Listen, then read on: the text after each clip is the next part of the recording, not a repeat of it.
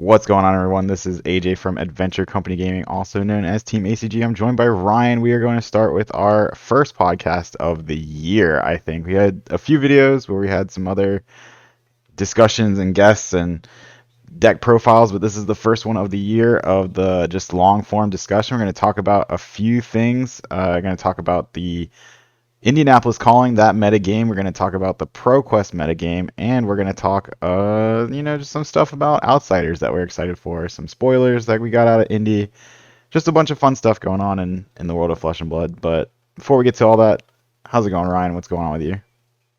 Oh, we're good. We're good over here. We weren't expecting to get all the stuff that we got spoiled over in Indianapolis this weekend, so there's definitely a lot of excitement building around the next set now.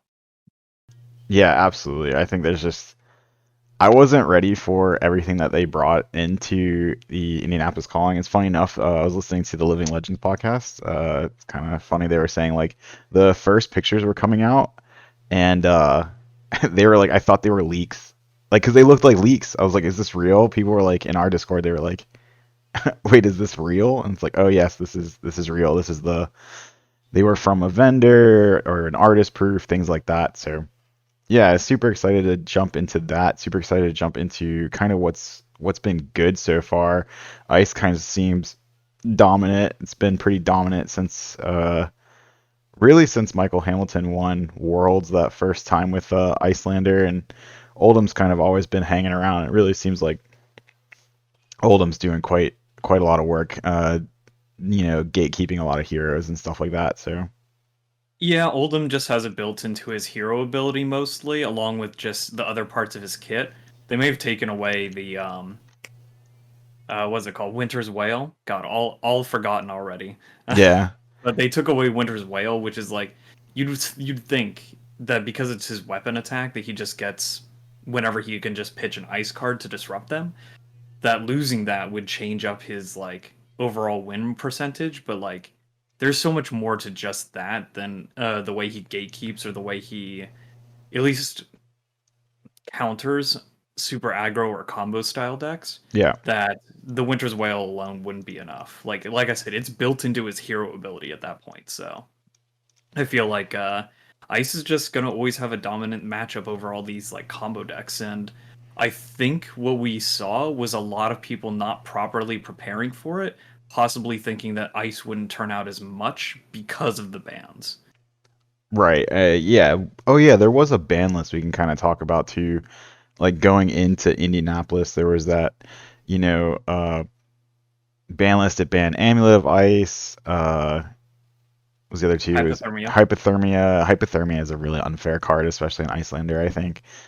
It is. It is. Yeah. And then it also banned Winter's Wail, and and it banned Belittle. So those are a lot of big hits. All those cards were super played in the decks that they could be played in. So Oh yeah, yeah, they were almost mandatory. It was like you had to play Belittle if you're a combo deck, especially like Briar or no, not Briar. Yes, Briar a little bit. Did Briar play Belittle after losing some of the other things like Lightning Ball before? ball lightning.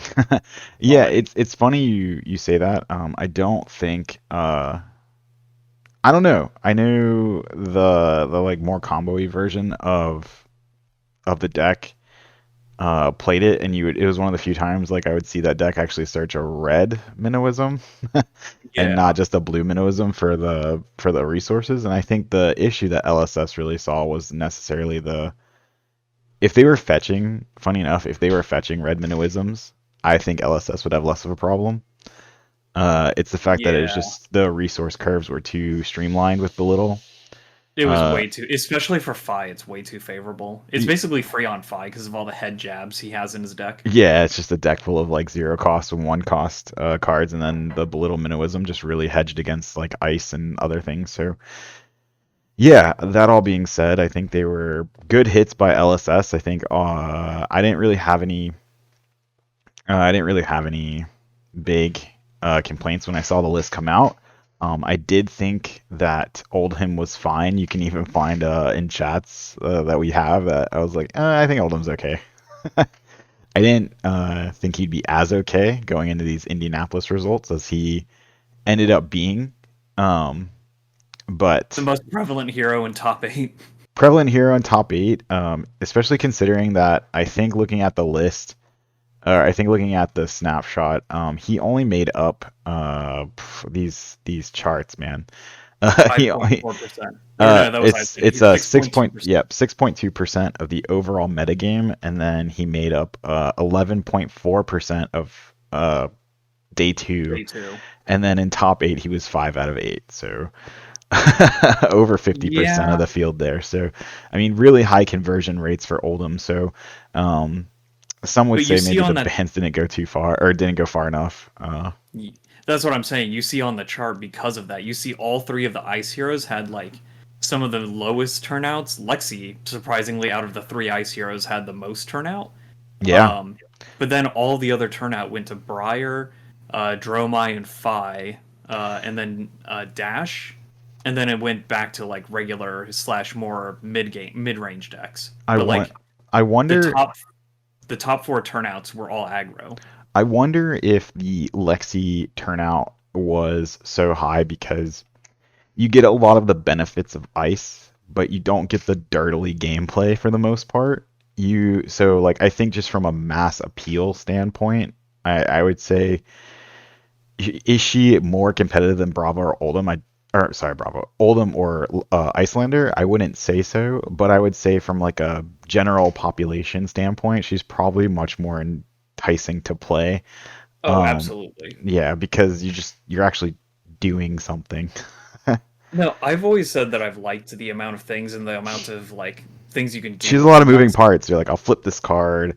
That creates a thing. Either it gives my next thing go again, or gives you a frostbite, and then that I'll like. It's like very sequency. It's very Create a bunch of on hit effects from different arrows on the same turn. it's very Pokemon-y, in the sense that like you got to sequence in the proper order to get the most benefit out of your cards. Just like very much like a Pokemon thing. Yeah, Um, and I think it was that, and I think it was that, and the fact that they didn't really get hit with the ban list. I know they, I've, I don't even know if Lexi even bothered playing Hypothermia as a card because it doesn't have go again. So like they just rely on like their frostbites that they generate with each of their arrow hits more than like a single card for turn to stop and go again on a few classes. And Amulet of Ice was something that they liked, but it could easily be replaced by any number of other disruption cards they have. a lot of decks were playing red hypothermia, or not hypothermia, red hypothermia, red Arctic incarceration. Yeah, Um, they were playing that because it is like you can do a lot of funny things where it's like you play like you do your instead of giving a lot of times the Lexi play pattern is give the first arrow go again, give the second arrow a +1 if those are typically your only two arrows on most turns. You know, you have the go off like three of a kind turns and stuff yeah, like that. Well, instead of giving the second arrow +1, you can also just give that one go again and then play the Arctic incarceration to end your turn. And so you get that like really disruptive play pattern at that point. Makes it really yeah, difficult for your opponent to. Three frostbites is no. It's like you need an extra blue to do anything, and that's an extra card out of your hand. Well, a lot of these decks, especially these aggro decks, are very greedy. They have very greedy resource bases. That's why they're playing exactly. And belittle minimalism. that was one of the things like when I was playing your deck, when you were testing some Lexi, that was one Yeah, of the things that I got to do Mic was just off. flip it over. But now suddenly, because of New Horizon, I can just keep loading other arrows. So I've already given them Mic one on. frostbite and then three more at the end of the turn. yeah, absolutely. Um, So but yeah, it doesn't seem like the ice bans really hurt them, and if not, almost made it seem like they were a surprise pick from all the aggro decks that came out in force to just get still bodied by ice, basically. I will say one of our teammates, funny enough, Evan, he was like, I don't think that the Oldhams would have played this way. Granted, if they still had Winter's Whale, and maybe he has a point, but I do know that uh one of the top one of the people that topped apparently he's been on this like life gain Oldham deck since the beginning, so don't know how true that is. So we'll have to keep that in mind. It's kind of funny thinking about it where everyone was kind of like upset about the Winter's Whale ban Yeah, when and that's but I no st- what I was gonna say is that that's all he lost though. So like he could have made this exact same deck that he's already winning with now, just with Winter's Whale. Like it just shows you like how strong Winter's Whale really was. So Yeah, yeah. and the thing is with when it comes to Winter's Whale, like I talked about this a bit in the My discussion I had with golf. Tom, and I've mentioned this even like earlier than that. Winter's Whale is just way too much Mic on. value on a single card. It's your weapon. It has 4 damage for a Mic single card from off. hand, and then it has the additional effect where you get disruption on top of that just by pitching an ice card, which is already built into your deck. That's like It's way too good for a one-hander. I Charging think it goes battery. exactly, it, especially the one-hander part, because like Reinar has a club that hits for 4 for 2 energy, but it's a Mic two-handed on. weapon. You don't right. get a shield on top of that. I Oh think my the god, big it's thing just is I think they should have made the I think if Tales of RA comes out today, Winter's Whale has the same exact effect with the same exact cost. I just think it comes in for 3 instead of 4. either 3 or maybe they do some weird thing where it costs 4 because they have access to Crown of Seeds or something, so that when you shuffle a card back, you still have leftover energy to do stuff for turn. What are you gonna Crown of Um, Seeds on your turn? No one likes doing that. Prevention gets I'm wasted. saying, I'm saying, back in the early days of Aria, when we were still nobody knew what the meta would settle into. I thought Mm. it would be great in Briar for aggro because then you'd get leftover resources and just get the fusion card you used previously and replace it Oh, with something good. we're fusing in Briar? No, we don't do that. We don't do that See, that around was my here. mistake. That was my mistake. I thought that with all these fusion cards that they gave Briar, that that's what I was supposed to play in her. No, we're not fusing cards around here. You see like one of the best Lexi deck that performed over the weekend played no fusion. It was no fuse Lexi too, so That's fusion so wild. bad mechanic. No, it's actually a really cool mechanic. I just think there's not a lot of the decks don't have a good enough payoff for a lot of the fuse cards. Like Yeah, especially when you're trying we're to. getting off the topic of I guess that's kind of all we have to talk about Indianapolis. I mean, real quick before we get into what we were about to talk about, just say like congratulations again to Michael Hamilton. I think Michael Hamilton has like 500 Living Legends points himself, so like he's well on his way to Living Legend himself. So He's about to get banned from the game. yeah, Give the rest he won't a be able to chance. play in Classic Constructed anymore, Blitz only, or when we get the Living Legend format, he'll be relegated to that. So that's pretty cool. How it goes to show. I really like card games that there was this big variance talk about like is there too little or too much variance in Flesh and Blood. I just think it's really cool to see that the good players float to the top still because it's it's nice to see because you know that they earned it, right? That they outplayed their opponent and they actually like I would say like on the pendulum of like I've brought this up to Bronson before too actually is there's like a pendulum, right? And the pendulum on one side you have chess and on the other side you have roulette. And so like you like somewhere in the middle is like where like the perfect like TCG lies and I think we're more like leaning towards the chess side at the moment. There's like less Yeah, variance. Um but be careful what you ask for. We come from a Pokemon background where there's plenty of variance. And there's only plenty of so variance despite all the draw power in the world. yes, yes. And so just be careful what you ask for. It is fun to have in a card game. You don't want chess, right? You don't want every play piece to be uh pretty much known at the beginning. I don't think that leads to like that's not why we play trading card games, right? We play trading card games to have fun interactions, have basically every game you play is a little bit different than the last one, right? Because you don't know the draw order, you don't know what your opponent could be playing, and I just want to say that like I think Flesh and Blood's in a really good spot right now where you get a little bit of both. You get mostly where we're on the side of like the better skilled player can win. But Yeah, I will also say, I know I'm rambling here, but the the metas where you're in a control meta are going to always lean towards that chess side, less variance, right? Because the longer the game goes, the more they've been able to curate, their hands, what's in their deck, what you're playing. Basically, any game that you come from, the longer the game goes, and if your opponent's playing control deck, you're playing into their hand, playing into the long game. So, yeah.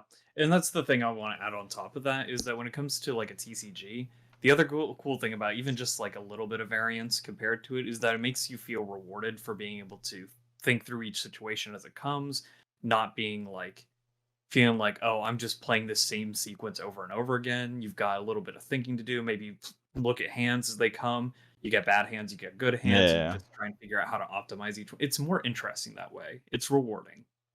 absolutely. I totally agree with that, Ryan. So that's the calling. Anything else you want to talk about the calling? I think we're kind of callinged out. I mean, we've been in this meta Yeah, I for think so. the only thing I gotta say is congratulations to our boy Evan getting Oh 16th yeah, gotta draft. bring up Evan, bro.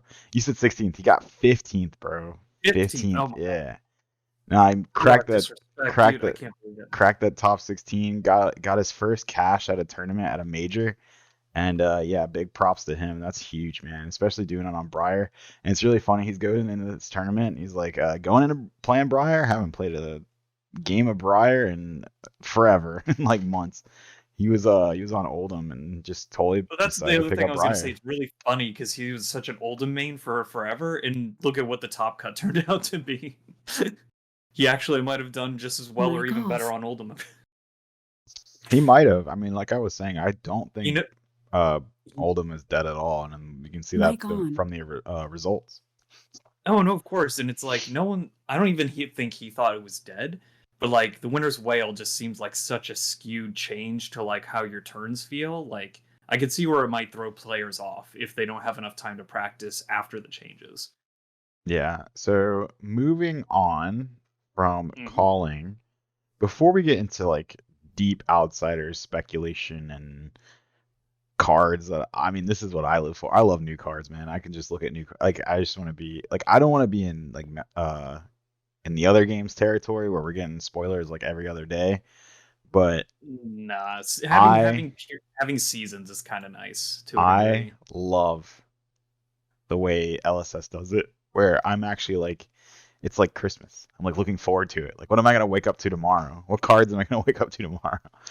And I don't get like inundated every single day with a new spoiler, or I just stop caring. But Yeah, that being said, before we move on, let's talk about a little bit what we think going forward. And I know it's a little rough to kind of speculate. Well, we can start with Auckland. Auckland's in like a week and a half or 2 weeks. So they're yeah. in the same meta that we're in, and they actually get a little bit of a sample size. They get to look at what happened in Indianapolis. Are they going to copy Indianapolis? Are they going to, like, who knows? I certainly don't. So, um, but if I had to guess, I think anytime you have a 491 person tournament come out with results and you see a deck do so well, I think you're going to see a lot of people kind of want to take on that deck because it has results, right? You have five out of top eight is five out of the top eight is Oldham. And so only two of the top eight were Icelander. And now an Icelander won, but that Icelander who won is also Michael Hamilton. The like if there was any like dispute before Worlds, now that he's won Worlds and now a subsequent calling, the undisputed best flesh and blood player in the world for who knows how long. That person was so the person who was on Icelander was that person. So I would say if you want to win the room for the most part, I think Oldham is probably your S tier pick. Um, especially side note, little vindication here. I said Warhorn is probably something that should be explored. When it came out, I was like, oh, this can get rid of Frost Hex. And then everyone told me it's too slow, it doesn't do enough, takes 2 action points. And I was like, I just think getting rid of the game plan that Icelander has against you is worth all of that. But uh, Well, not only that, you're playing Oldham. You're playing for the long game yeah, anyway. Who cares if it takes a the game turn? goes 30 turns anyway, right? So like, who cares? Yeah, and it's like to add to that, kind of like what we kind of referenced before compared to the calling that just happened. Yeah, I think there'll be less of the aggro decks in numbers that we saw in Indianapolis because again, I think these results will kind of like hint to players that the ice heroes aren't inviolable or aren't hammered that much with the bans, and b because there might be an influx of those players, then it might scare away or make people hesitate to bring those aggro decks that get countered by them. Right. So So I just mean I do think that we're going to see a lot of ice in Auckland. I think you're going to see a lot of Icelander. You're going to see a lot of Oldham, and I don't think you're going to see a lot of.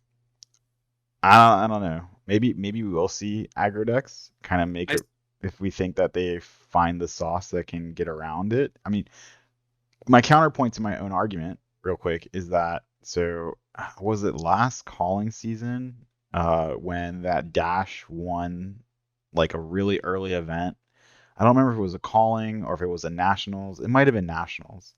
was it Nationals or Battle Hardened? I think it was a nationals, to be honest, and it was Okay. like an early nationals, and that Dash won, and it was like a full on boost dot deck slash aggro slash come at your face like just not even never gonna block.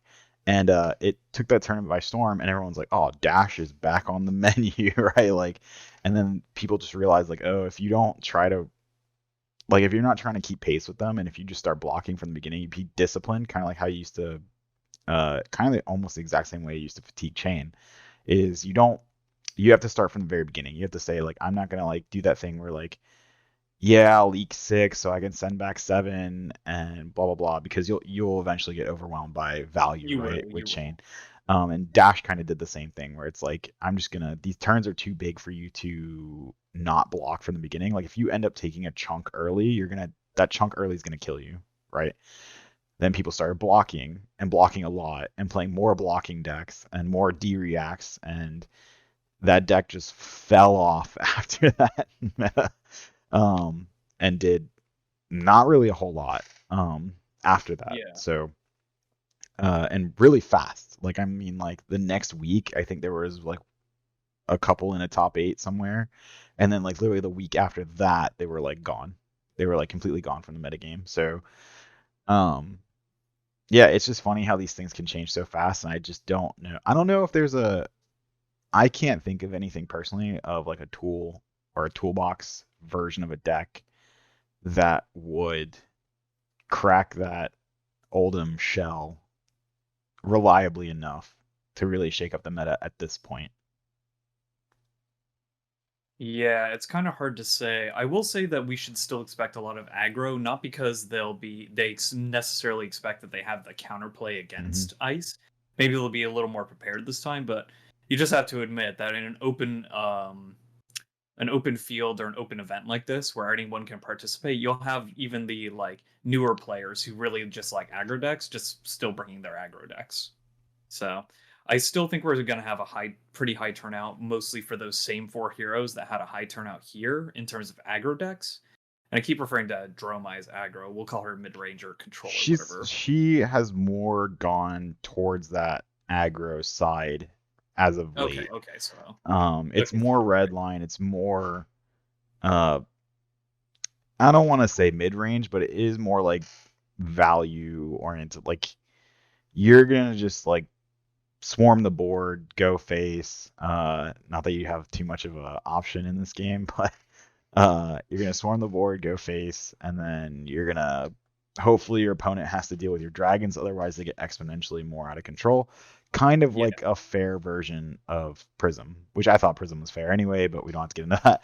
But like uh Prism without Spectra, basically. yeah. So uh So then that's what I'm saying. Then there's still going to be that aggro turnout because they're from heroes that people still like to play, mhm. which is good in a card game. People bringing out something that they would hopefully have fun with. They still come to win, but they're not necessarily just dropping everything that they like to play the meta decks.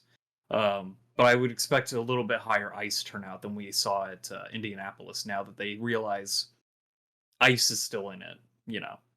Yeah, I don't think Ice is going anywhere. And it will be interesting to see. We'll definitely keep our eyes on it. Bring the news when we can. That's something I kind of want to do that for the next podcast, man. We should start with the news. Like just have like a news cycle breakdown of just like blurbs. Yeah. Something Yeah, we could do that in the would be a good future. idea. Let us know in the comments if that's something you want us to do. Yeah, Uh but ice is melting away at a glacial pace, it seems. well, not that news. Okay. Let's move on to spoilers. Yeah, we got some unexpected spoilers this weekend, I which think was nice. dude, it's nice having all the spoilers in one place. So Hmm. we still don't know what the heroes do as far as the new ones, like Uzuri and Uzuri Switchblade and Arachne Solitary Confinement, and of course Riptide, Lurker of the Deep. Aren't you so excited to get like a Nautilus type hero? Like it's like rock. I told you, dude, I almost I don't know if I mentioned this in one of our talks before here, but I definitely almost had like a heart attack when I saw it, and I thought that they actually took Put in a like water brute. our inside joke seriously and made a water brew. Yeah, for those that don't know, in like our little friend Discord, I don't know how it even started, but like we've been joking about having a water brute forever.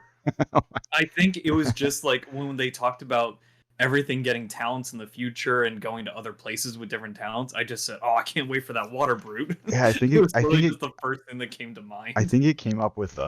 It came out more like yes during talents and stuff, but also during like Tales of Aria when they were talking about elements. Yeah. I don't know why I said elements that That way. one specifically, yeah. Instead Yeah. of like the shadow and light before, it was like, oh, elements. Oh, give me that water. It's gonna be water brute. Anyway, don't know what any of that does yet, but we do have quite a few cards out of Indianapolis. They gave some to vendors, and I think they gave the quiver to uh, The artist. Mark Poole. Yeah, they gave him an artist proof to spoil, which is really sweet of LSS to do that. Like, what a cool way to They spoil had a the card. mat ready too. They had mats for him to sell already too. Amazing. So, Don't get me wrong, the artwork's nice though. I don't think I'd get an artwork with just a though. so we haven't talked about Codex of Frailty, even though we actually got that officially in the like product sheet. Um, but now we can That was talk with the about it in a reveal of like all the now we can heroes. talk about it and actually have like we know what the frailty token does or the yeah that's what it's called, right? Frailty Yeah, token. Yeah. frailty. So Codex of Frailty is an assassin ranger action, which by the way, dual class cards, of course, coming. Pretty cool. Opens a lot of design space, but so yeah, Especially for draft and sealed formats, yeah. yeah. So Codex of Frailty, yellow pitch majestic, uh zero cost, assassin ranger action, block for 2. So each hero puts an attack action card from their graveyard face down into their arsenal. Each hero that does that discards a card. So for you, you're going down a card, right? Because you're spending this card and you're discarding a card from your hand. But if this is the last card in your hand, there's no effect. You don't Yeah, have to worry there's about no that. downside. Um, And then especially when you read the second effect, create a yep, ponder token for you and a frailty token for your opponent. yep. Like Yep. So that, you get a ponder token, which basically reads as you get a card that you can arsenal, right? Because you a ponder token pops at the beginning of your end phase. You draw a card. So if your hand was empty, you can now arsenal that card before you end your turn, right? So if you didn't have an arsenal, it's like you get one. If you didn't have a card to arsenal, you get one. So that's actually a really strong effect that I think because we only got it in Dynasty, and I think it's on a card that's not great. It doesn't yeah. like see a lot of play, and we don't really do anything with Ponder Token right now. But that No, was kind of just them introducing it. And hmm really, the strength of a Ponder Token is actually kind of huge because, uh, not that this is usable in Fi, but think of how many times you're playing against Fi, and they're just playing their 4 card hand, right? They're just like 4 card hand, 4 card hand, 4 card hand. Now think about those turns where they weren't able to play their 4 card hand and they arsenal a card and they go into their next turn with a 4 card hand and an arsenal. That deck is terrifying, like way more than they were when their 4 card hands are already insane and stupid. Yeah. Their 5 card hands are just bonkers. So this card does that for assassin and ranger. Um, and then your opponent gets a frailty token, which we didn't know when that card came out, but now we know a frailty token reads. Uh, which it's a weird card art. It's like an old lady like falling apart in a lab. Shriveling up or Yeah. something. Um, Shrivel. Yeah, let me look at this one again. Yeah. and so, but anyway, a frailty token reads your attack action cards from Arsenal and weapon attacks have -1. I'm sorry, your attack. Yeah, so it says your, but really you're gonna always give this to your opponent. So really, they are the ones that control it. So you're making your opponent any cards from Arsenal and their weapons have -1 attack, and that's nuts. That's really good. We've seen how good uh, this rounds on me is into Fi. Again, this doesn't affect every card, but it also doesn't have the downside. One, it's a token, so you just generate it usually from other effects. And two, you don't have the downside of giving your Fi opponent an extra card. Like here, Yeah. have a card, which can usually be worth a lot more than one damage point. So Codex of Frailty, I just think is really strong. And if your opponent takes advantage of you can also kind of take advantage of the fact that they may already have a card in their arsenal. And so they don't get like to pick an action card if they wanted it. Also, this is a ranger card as well as an assassin card, which is kind of nuts too because we all know that ranger cards have to be played from arsenal. All their arrows do. And so this gives you another 3 copies of whatever arrow, right in the ledger, whatever arrow you think you should probably grab. And again, I don't know if my mic picked up me whispering, but red in the ledger is probably Yeah, red in the ledger. Yeah, I was is about to say the same thing anyway, but yeah, red in the ledger definitely, yeah, it just gives you definitely one of the 3. nastiest cards in Flesh and Blood if it hits. Just like, oh, against so many decks, even against Guardians, sometimes it's like, oh, I can only do one literal thing. Oh, damn, my whole turn's just ass. Yeah, and then But that also can be comboed with this other card that we got, which is we only know that it's a promo right now. Um, I think it's a majestic in the set, but we'll have to see. But that's Death Touch. It's a 1 cost assassin ranger action attack, and it says Death Touch cannot be played from hand. When this hits a hero, create a Frailty, Inertia, or Blood Rot Pox token under their control. a Uh, bit of a mouthful there, yeah. yeah, uh, and that's also insane. But that combo is really good with the Codex because it just takes it from your grave and puts it in your arsenal. It's not even really a downside to that. And it's a 1 for 6 with an on hit effect. And by the way, Yeah, might as well talk about those other 2 tokens. So I guess the big theme of this set is going to be these tokens, right? It looks like we're getting a lot of cards that kind of generate these tokens for your opponent, which I love. yeah, I love relative on hit effects. Not relative, relevant, relevant on hit relevant. effects. Yeah, relevant. I think that's something that kind of was missing from a lot of these aggro decks. You just don't feel good blocking things that are just damage for no reason. Not no reason, right? You're blocking health, but it's like blocking a scar for a scar with Go again, right? It just feels bad. Like you're just Yeah, or at like, least trying to do that, and then your opponent, when you finally do an attack against them that doesn't have an on hit or not strong enough, the Fi's like, well, I'm just going to keep the 4 cards in hand and then just do something better. right. So, So we've already talked about frailty. We'll go with inertia next. So inertia says at the beginning of your end phase, destroy inertia, then put all cards from your hand and arsenal on the bottom of your deck. So basically, the opposite of a ponder token in a way, right? So if you were planning to arsenal a card, if you have an arsenal card, you no longer get to do that. yeah, um, it's kind of like Seek and Destroy, very where instead similar, of except that destroy, they, it just puts them at the yeah, bottom. very, very similar. Very, pretty much the same effect, but like you said, don't destroy the cards. You just put them on the bottom. So it slows them down, hence an inertia token. Bloodrot Pox is probably the one that most people are kind of freaking out about. One, the art is raw as hell. Oh yeah. And two, its effect reads at the beginning of your end phase, destroy Bloodrot Pox, then it deals 2 damage to you unless you pay 3. And Yeah.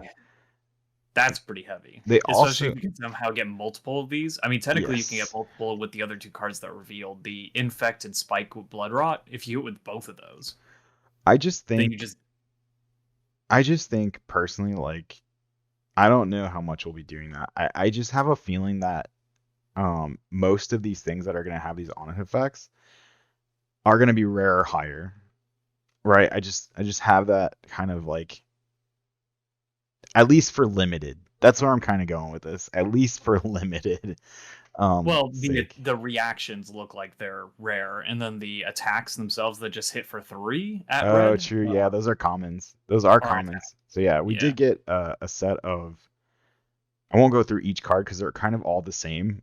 Just They are. They just they create a it's all different the same token. thing with different tokens. Yeah, so we got the spikes that I guess I'll call it. Those are all the reactions for assassin. They're 1 for 3 at red, which if you look at the set codes, funny enough, it doesn't look like they actually cycle at all. So it looks like we're just getting red versions because it just goes 21, 22, 23 in the Oh, set interesting. code. I didn't notice Yeah. that. So Huh. which I kind of like And yeah. because I think again I think the one reactions in a limited format are already kind of busted because there's only so many and it's kind of hard to rely on having a reaction yourself to me a good limited format that has reactions also has defense reactions. So I think we're going to get another defense reaction cycle. I don't think it will be a 0 for 4 defense reaction cycle like a sync below or a fate. I think we're going to fill in the missing 1 cost cycle. So right now the only 1 cost reacts are warriors. So Look, just so long as it's not Rise Above, for God's sakes. yeah, I totally get that. What do you mean? Mic off. Best card in the game? Oh my god, the fact that that was like, Mic unless you on. are shadowy, unless you got one of the majestic defense reactions in that set, the fact that that was the only like Mic off. defense reaction you could get that was a rare. Oh my god, that thing was so freaking horrible. That Mic was on. Rise Above was the first card I ever saw in Flesh and Blood where I said that is a draft card. Like I was just like It is. It is 100% I was only just like seeable in draft. Like yeah, you can't even justify like the other cards in that set that something that could or at least have some sort of play pattern around it. It's just bad. yeah, I was just like this is because Oh they my were god. too worried about defense reactions in draft or something like that in limited and they wanted to give us D reacts but they had to make it cost something and so they gave us that. You know But what's funny? It minus the instance or minus some of the reactions that Warrior had specifically from that set, there was no reactions in that set to even use defense reactions against. I will say Like this too, is that uh so they did say this is like a return to uh more like melee combat, like Welcome to Wraith. There's like no arcane damage in the set. And I wonder if the D react we get is actually just like how Uprising had Scar for a Scar, and we actually just get like either Sync or Fate back again.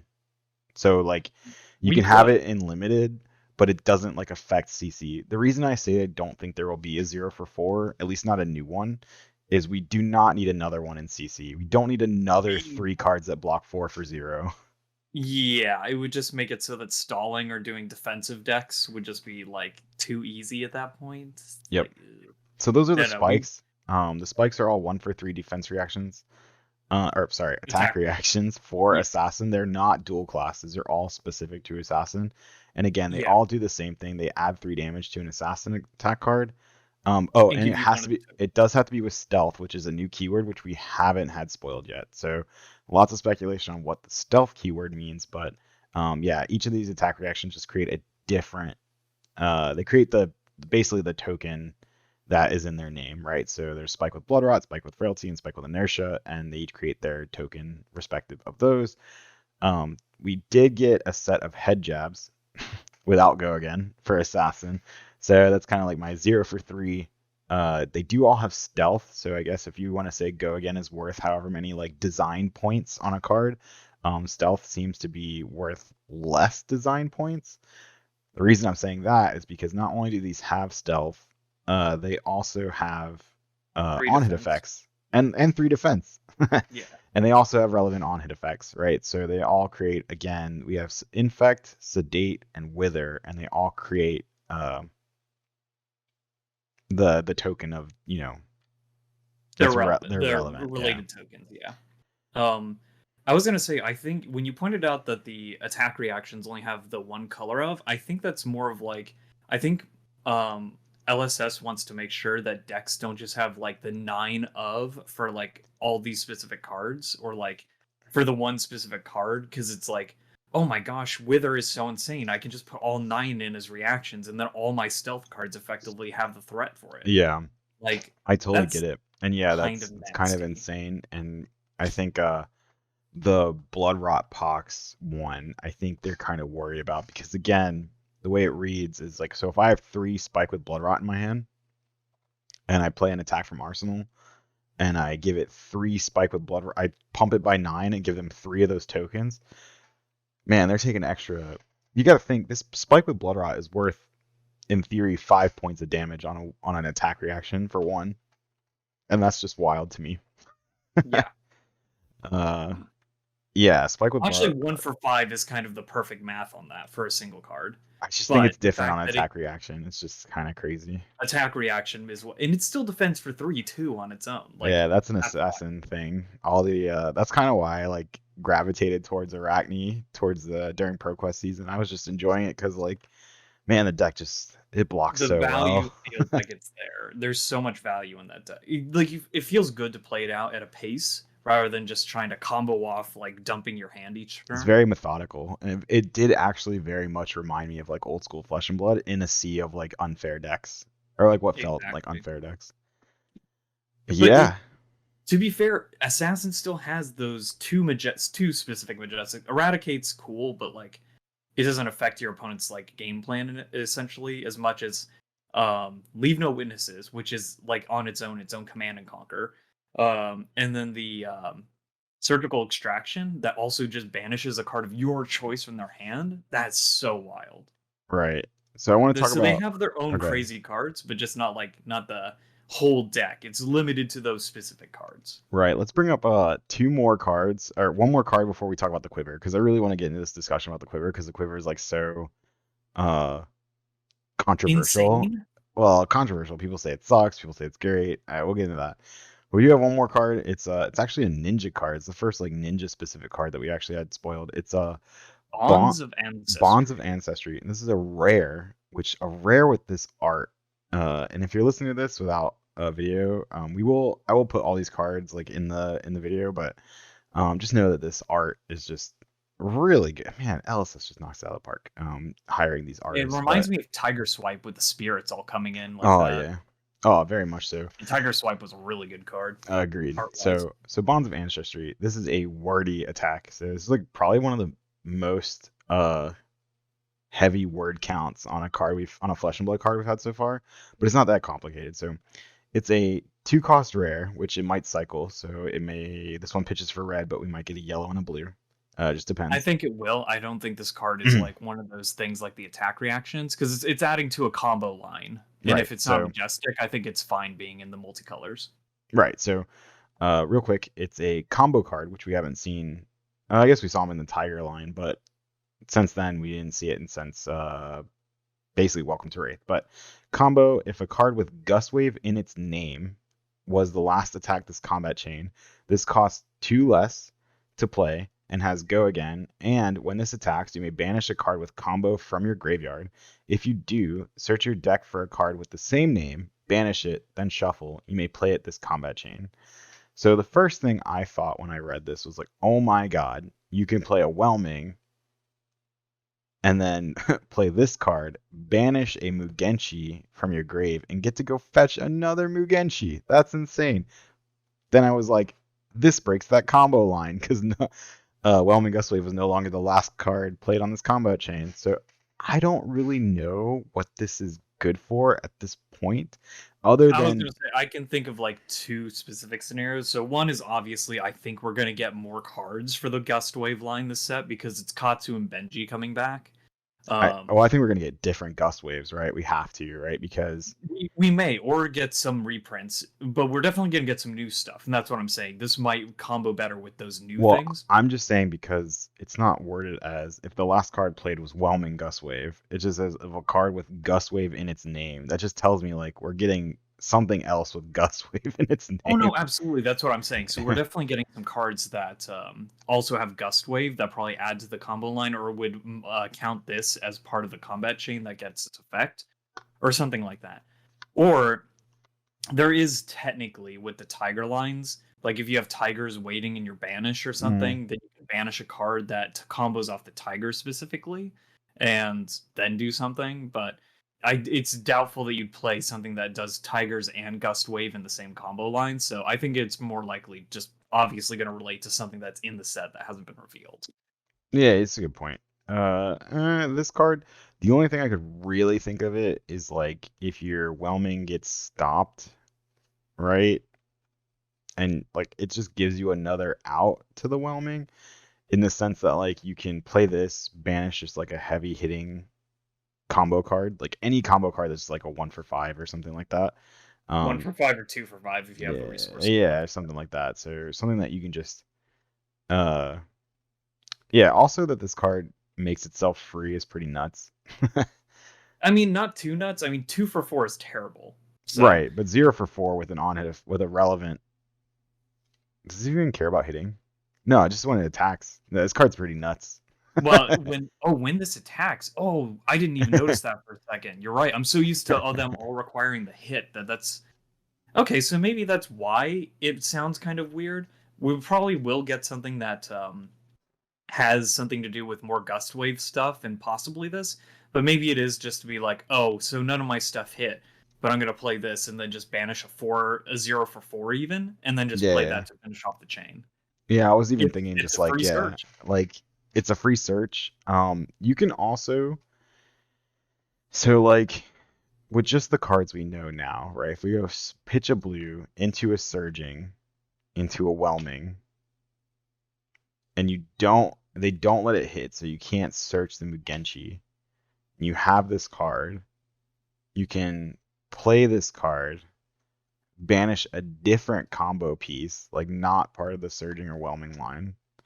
And just play for damage. No, but I'm saying like maybe even Oh, like if you've created like a crouching tiger and you oh can like yeah, crouching tiger into a different combo line, maybe. Just something to yeah. think about. We also don't know what the weapons, if any, are going to be. I personally think the weapons will be completely new. They could get like a sword I'm that says hoping. like if this hits, create a crouching tiger under your control or something, or in your banish. Ooh, that would be so good. Oh my god, I'd love that. I would love to make Tiger like a more legit deck than it is now. Yeah, it's so cool. Um, It's honestly one of the coolest things out of can I point out Dynasty. though, at least for Katsu, this card does not sync with his hero ability because it has Oh, a 2 cost. it's awful. It's But that's interesting though to think about. Like so many of his combo cards, usually the second one in the line, or like somewhere down the line, his combo cards usually have at least 1 0 cost, so that when you put it in the deck, you can discard it oh, to you're just talking have a about different piece. oh yeah, Yeah, because yeah, I'm even talking about for his hero ability, you like the can fact that search it with his hero ability. You just can't discard it for his hero ability. So there is that. true actually. So Yeah. you can search it, yeah. Oh, that's kind of funny. I wonder what whelming. So let's say you're playing the surging line, but you don't want to go into the Mugenshi release line yet. You could use this as an alternative. It's funny though because this card is so juxtaposing, if that's the right way to say that. It's just it's interesting because if you do that and you banish something like a Mugenshi, right? Not that you would, but it also is antithetical to what you want to do with the Mugenshi line, which is shuffle them all back with Lord of the Wind. So it's just like I don't know. I don't know with like the current card pool if you would play this card at all. It's just such a weird card, and it is just a rare. Probably not with the So current card pool. Don't get me wrong, this card is cool as hell, but like I don't think it's like synergistic with the current because the Gust Wave line is literally just those 4 cards right now. That's it. yeah, So yeah, you don't want to play this card in a current set, yeah. but that's why I'm saying we're just more likely than not going to get more cards that have to do with the Gust Wave line. Yeah, it's fun to talk about, but I really don't know. So we're gonna finish off with what I think is probably the most controversial card out of all the spoilers, because when I say controversial, I don't mean like I don't know. I don't mean like it's like this is gonna break the game, but basically it's the Quiver of Rustling Leaves. It is a Ranger equipment quiver. Um, and funny enough, we got how quivers work, which is really cool. I actually love this. A quiver can be equipped in a weapon zone in addition to a bow. So there is no like it doesn't take up like I thought it was gonna take up your chest piece slot of all things because you wear it on your back. So I don't know if like I thought that too for the longest time when I suspected we'd be getting a legendary out of Arya that doesn't overlap with the current Mhm. legendary. I thought it was going to be a quiver. But then they Something like just gave that. us a different then they just gave us a different headpiece that only works with the one hero at the time, really. It is an But insane headpiece, yes. uh, but yeah. So you can equip it in addition to your weapon, your bow, and then its effect is instant. Pay 3 as cost. Reveal the top card of your deck If it's an arrow, put it face up in your arsenal and destroy quiver of rustling leaves. This card is literally insane. Like, I don't know who would say that this is a bad card. There's just no downside. It's There is no just doubt. It literally doesn't take up any extra space it except takes for up one slot in your it takes up deck. That one is card in your 80 card pile. So if your deck is that and it's tight, an always on board then effect. You're literally just giving yourself an additional one time like hero ability and or equipment. and the way it reads, it doesn't kill itself, it doesn't destroy itself unless It you fails. fulfill it doesn't yeah, it doesn't destroy itself unless you fulfill finding an arrow and putting it in your arsenal. What to me what this screams is like finally we have something to do on those three of a kind turns where you have like one or two arrows and you're like this turn would just be so much nuttier if I had one more arrow and I had some way to load it. And Can now I be you honest though? I'm okay with that not being a thing for Lexi specifically because they already have double load. But like Azalea needed a little bit of a win here. Okay.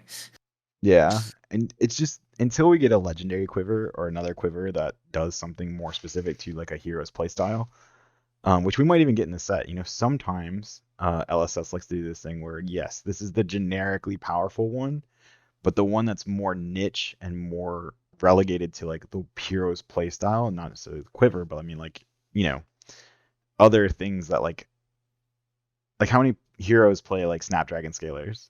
How many times do we see a Runeblade play Snapdragon Scalers instead of uh, Creepers. creepers, right? Things like that, which kind of is like actually backwards to what I'm saying. But Yeah. like, but I'm just saying like there's a chance that this is like the generically like Tunic is a better example, right? Tunic is the generically powerful, goes in Chef. everything. But Hmm. sometimes you get one that's like a lower rarity chess piece that's like more specific to the hero or the same rarity, either way, but it's just more powerful in the hero that it's designed for. It This one, synergizes better. Yeah. yeah, so we may be getting that even in this set. We just don't know, right? This is the first quiver we're getting to see. I think this effect is good enough. You just won't activate it unless you have a window to do so. Um, Because you do have to give up a card. It makes it so you have to give up an entire card in a blue at that. So but you already have to give up a card for most bows that aren't yeah, redliner. Um, Usually you have to give up a card to fire the arrow. If you're playing like a deck that like I don't know, you just if you don't think it's like advantageous to use the bow, just don't use it then. There will be turns where you're just like, wow, I have three buffs in my hand and a blue. It would be really nice if like I had an arrow. And you may if I not could play anything, this yeah. this gives you the it's not guaranteed, but it gives you a chance to find that arrow. How many times in an Azalea game have you been like, man, I am dominating this game. I am dominating this game. Uh, and then there's a turn where your foot slips off the gas because you didn't hit an arrow, you didn't hit the right amount of cards, and you're just like, wow, I gave my opponent a full turn and they punished me for it. This gives I you a mean, that's chance to probably why not have Lexi that. didn't make it into the top 8, to be honest, Right. This in Indianapolis. and this gives you a chance to avoid that. I think it's a really good card. I think it's really cool design, and I'm a big sucker for anything fall or autumn related, and this card is just and Rangers and bows and arrows, and this card is just like everything I'd The ever list want. goes on and on for you, AJ. The Yeah. list goes on and on. This will be in a cold foil, and I need it. That's like big want right there. If it's a Marvel You know what? somehow, As your it's friend, I will make sure that you get the first cold foil I get if you haven't gotten it. I appreciate that. Well, we know it's not a Marvel, I think, because we know that the Marvel there's only three, and I they're doubt it would be the quiver. Yeah. yeah, they're all codexes or whatever. So Do you think that we're gonna get the a new bow for this draft set too as well? Like we one that's have to. Riptide specific? Yeah, we have to. We have to get his weapon, I think. He's wearing a bow in his adult art. People didn't see it at first, but he does have like a Well, really 'cause they were looking at all the rest of him. he does have a really gross bow on his back. It's like covered in blood. Um, it actually kind of looks like Death Dealer to me, which is kind of funny. Maybe it's not, but It's definitely covered in like seaweed, algae, and gross stuff. Yeah, yeah. it's He covered in. also has a harpoon, so people are saying like speculating maybe he just also gets a harpoon. Um, but I his am all for whatever they give this beautiful man. oh my god. And then his young art he's just holding like a recurve bow. So um he's like not as like gross. Mm-hmm. But Yeah, that's all. I think we get more spoilers. Pretty much spoiler season starts officially March 4th, so that's exciting. We don't have too much longer to wait. Can't wait. I'm very excited for it. It's still a month away, man. That's too long. It's They too teased long. us, man. It's They too teased us. long. That all being said, anything else you want to talk about, Ryan? We've been on the air for a little under an hour. We have, not too much to talk about left. We do have skirmish season pre-releases coming up. Get out to your LGS. Do want to mention the Haven Games. You see that banner in the bottom of your screen.